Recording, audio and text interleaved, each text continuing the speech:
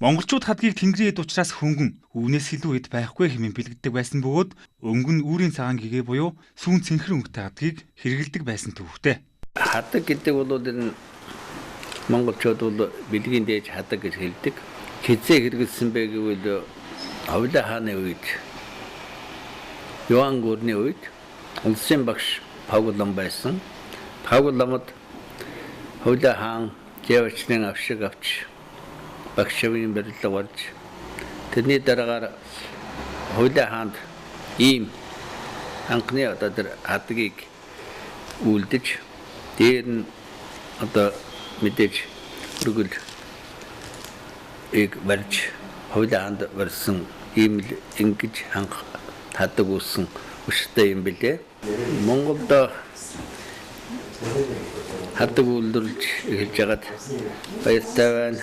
Надагны дээж хүлээж аваад би бас бэлэгшээж баярлж байна. Эртний Монгол хадаг компани үйлдвэрлэж худалдаанд гаргаж байгаа Монгол хадаг нь үүрийн цагаан гэгээ буюу тэнгэрийн хаяаны сүүн цэнхэр өнгөтэй зөвдөрслөгдсөн хийг шингээсэн бөгөөд хүр хорхойн шүс болон мяндсан утаснаас бүтсэн шинэ технологийн утсаар нэгсэн байгаль орчин дээлтэй бүтээгдэхүүний эх орондоо үйлдвэрлэж хэрэглэгч таны гарт хүргэж байна.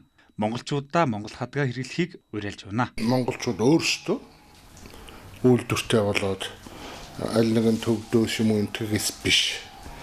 Өөрсдөө нэхэд үйлдвэрийг оруулж байд үндэсний үйлдвэрлэлтэй болоод ингэж байгаа зүйлбод маш баяртай байна. Их амжилт хүсье. Хадагны үйлдвэрийг оруулж байд өөрсдөө хэд гэдэг. Энэ Монгол хүний хамгийн том хэрэглээ. Биеиндээ хүндэтгэл илэрхийлдэг юм хэрэглээ. Баярлж байна би бол ийм өөрсдөө хийгээд ингэж явж байгаа нь бол. За монголчууд хад химээх хөв соёлын үнэт эрхэм мэндэн эдээ урд хөршөөс худалдаа авч хэрэглэсээр өнөө хүрсэн. Тэгвэл энэ цагаас эхлэн Монгол залуусын уруу хаан хүч хөдөлмөрийг шингээ үйлдвэрлэсэн Монгол хадгаа монголчуудаа хэрэглэхийг уриалж байна.